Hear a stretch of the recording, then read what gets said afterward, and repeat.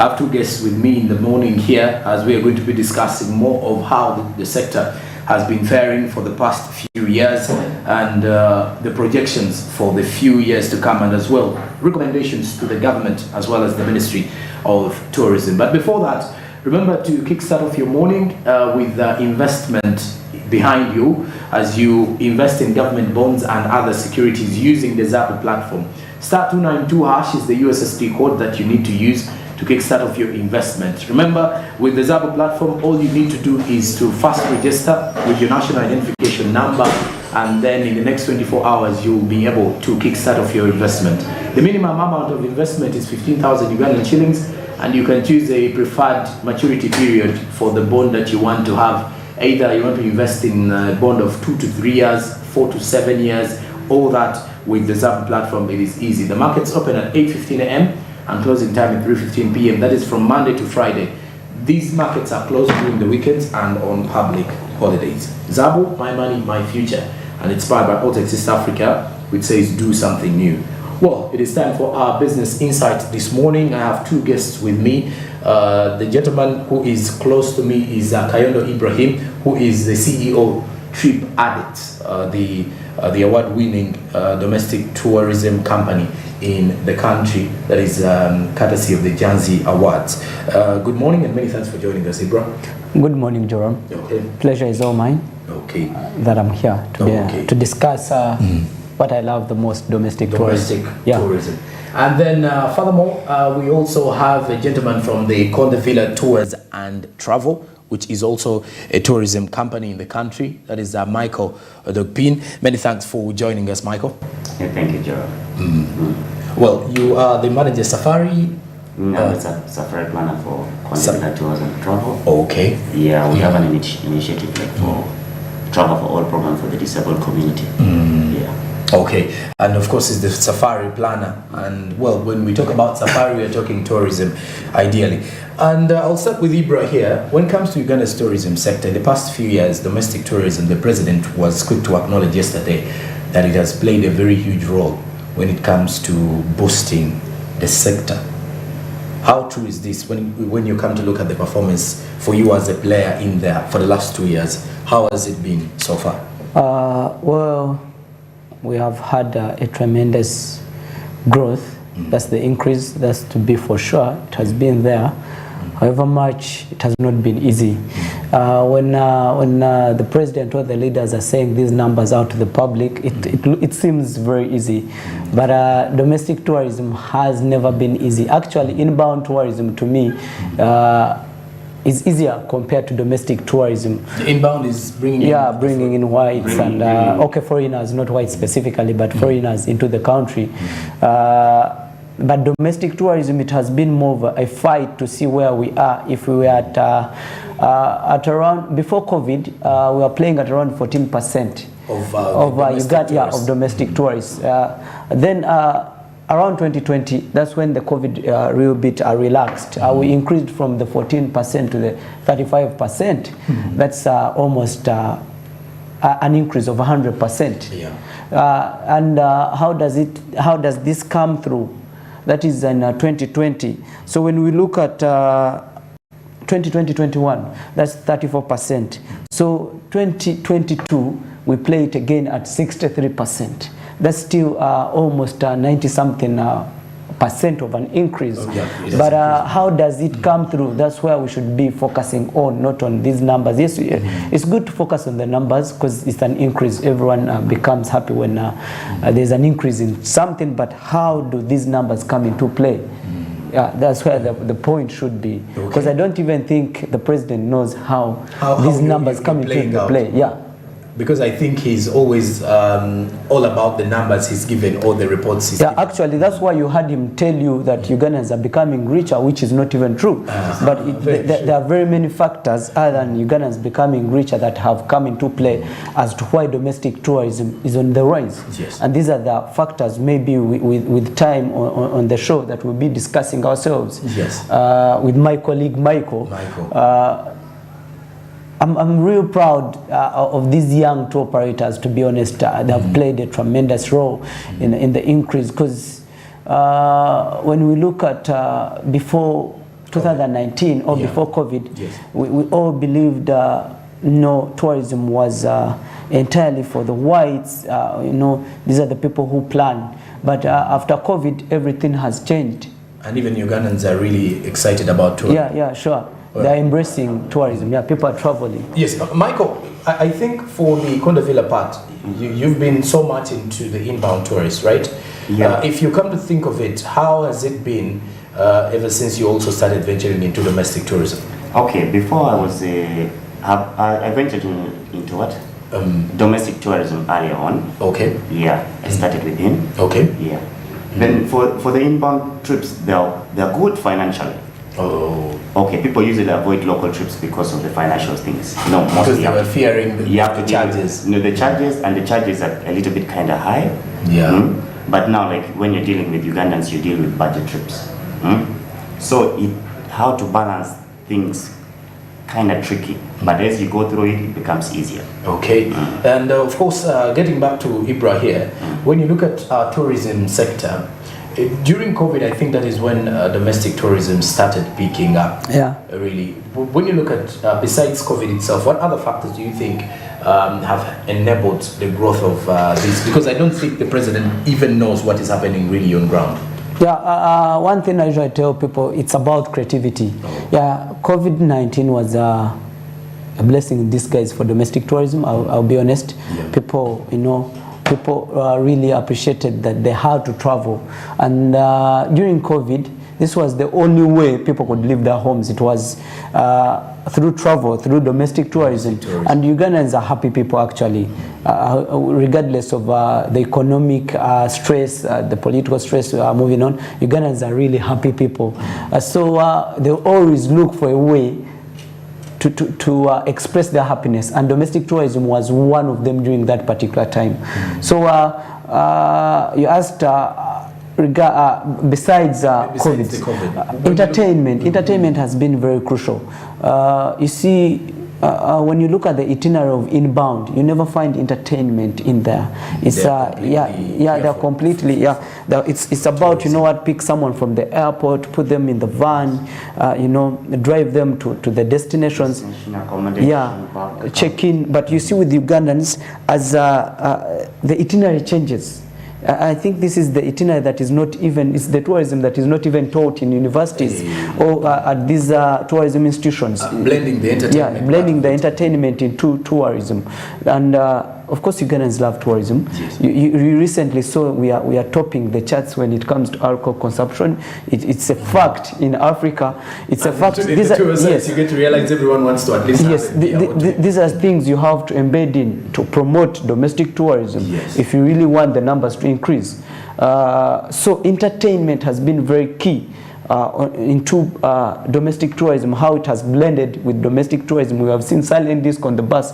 Almost every tour company now does silent disc on the bus, and that entices these young people to get to even people who have been working. Not only young, there are people who are 35 who have work stress, and they need to relieve the stress for the weekends. How do they do it? I've actually noticed as well on the domestic tour amongst the tours, there are some foreigners who are also now hopping onto the domestic tourists. Yeah, sure. There's a couple of people really getting interested, like to move together with the locals. The vibe is there and everything. Okay. Before I come to Ibra to ask for the charges of the domestic tourists once you people are at the sites, I'll first of all get to Michael. Michael, how hard is it though when it comes to breaking into the market? Because you see, it's not an easy thing, I want to believe. It's really hard. You need a lot of marketing, and marketing requires money. Now, like young tour companies, always they don't last long. Like 1-2 years, you find somebody has opt for another job. Okay. Because sustaining is not easy, and like the established tour companies already in the country. Yes. So jumping into the market and competing for the same marketplace with them is kind of tricky. Okay. Yeah. Of course, now, Ibra, when it comes to the charges here, you get to realize that the reason as to why most of the Ugandans used to get very scared about getting into the tourism boat is because of the charges. Back then, companies were overcharging in dollars, so every Ugandan thought, I cannot afford $1 Because once you look at $50, you feel like it is too much money for you, or it is not meant for you. How have you been able to at least minimize these charges to make it more affordable for the Ugandans to get into tourism? Because I want us to first of all get a build up to this sector, because I doubt whether most of these government officials understand what is the hustle which is happening on ground. When you look at these charges, how do you know, because I think at times it is very difficult to get a profit if you're running domestic tourism. Sure. Thank you very much, Joram. Talking about the charges, an example, I usually speak with examples. My recent concluded trip was to Fort Portal and Semliki National Park, that's Empire Springs, which was 250, that covered accommodation, transport, food, photography, park entrance to Amabere. So it's a lot. These are the same things that you know, the old companies offer maybe to domestic tourists at around 750, which is when I came into the play, I saw this would not contribute to increase in numbers. Then I decided, how will I, because at the end of it all, this is business as well, how will I benefit from the industry? I created something that I called show business. This happens everywhere, even in sports. Show business is, you know, you portray yourself out there to the public, and in the long run you get sponsorships. So apparently we also have sponsors who come on board. Yes.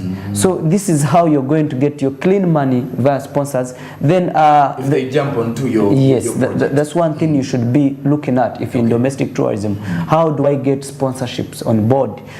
Then the money you charge is directly proportional to the expenditure. Is income directly proportional to the expenditure? Because when you get 250, break it down for a client, they have almost utilized the 250, and the client sees that, you know what, here I'm not being cheated.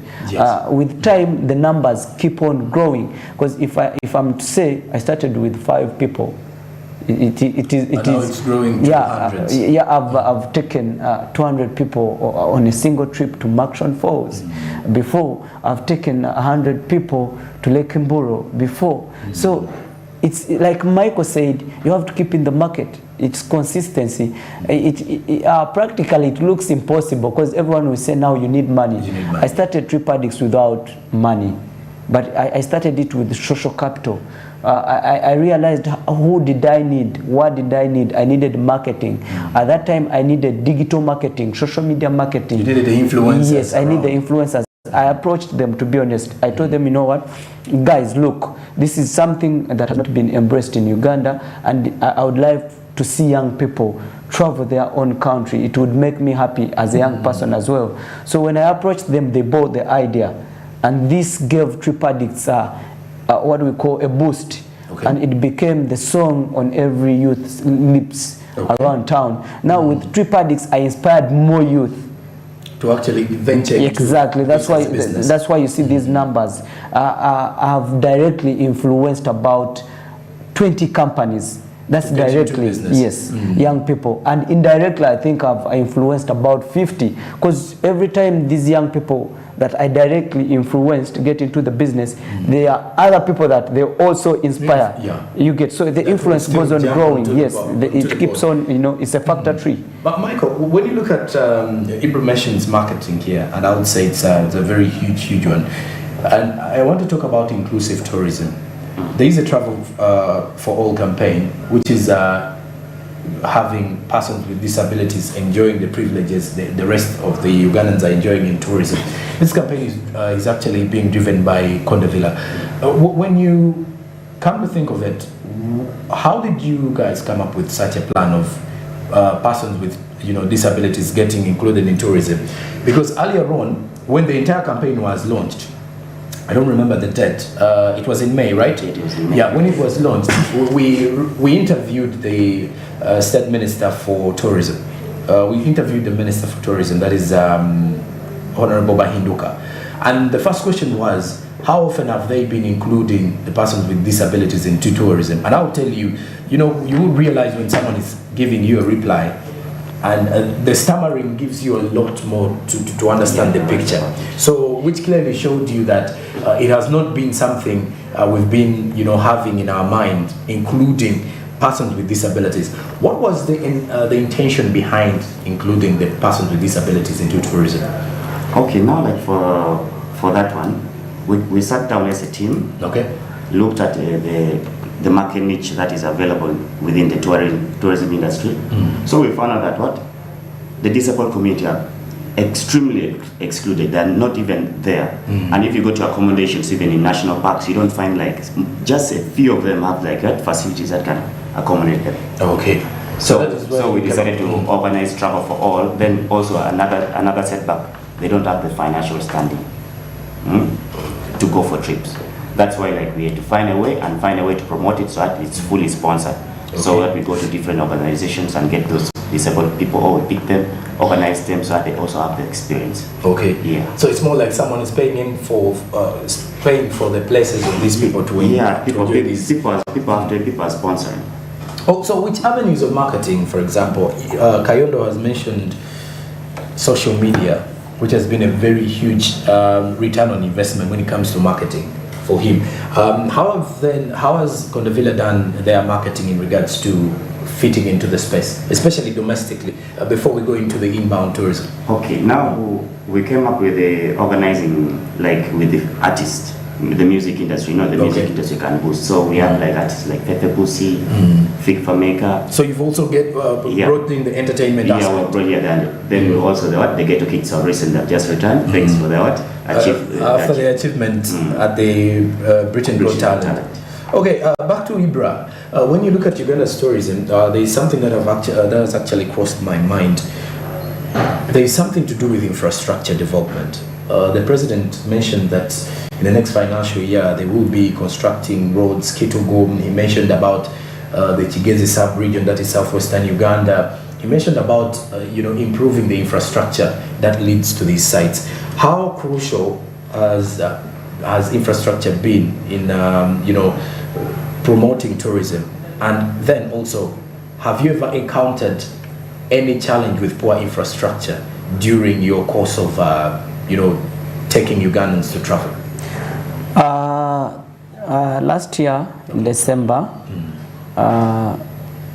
my partner in business called Beautiful People had a trip to Fort Portal, Kasese. Then as it rained heavily. Okay. We had to see Mahoma Falls. Yeah, I remember very well. It was Mahoma Falls. We couldn't go to Mahoma Falls because of the roads. And actually, along that road, we were using the Ua bus. The Ua bus slips. So when it slips, you're putting lives of these domestic tourists at stake. I remember very well, it creates an impact. It creates a psychological impact. Someone will be like, if this is what happens to the trips, maybe next time, why do I come to suffer?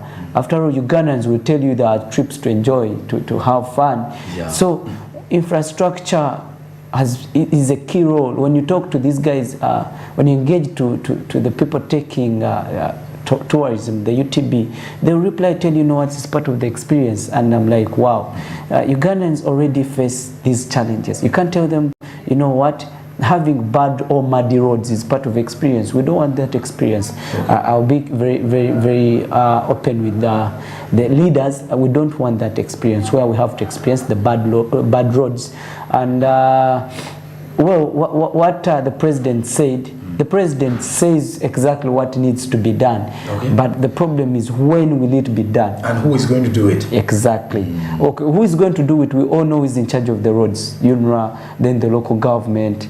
But when will it be done? Is it within the next 10 years? And how will it affect? Because we have to keep, if 63% of the total number of tourists are domestic, how are we looking at making it 70 in 2023? That's where we lie now. How are we looking on increasing the numbers each financial year? That's where the play comes in. Are we going to, keep lying to Ugandans that, what, every time you have to entice them, actually now the roads have been worked on. It's until the Ugandan reaches there and, They are not worked on. This was also another marketing stunt. Okay. So basically, the infrastructure includes the accommodation facilities, not only the roads. When I interacted with a few tour operators, domestic tourism operators feel like, you know what, Ugandans should be sleeping at facilities inside the national parks.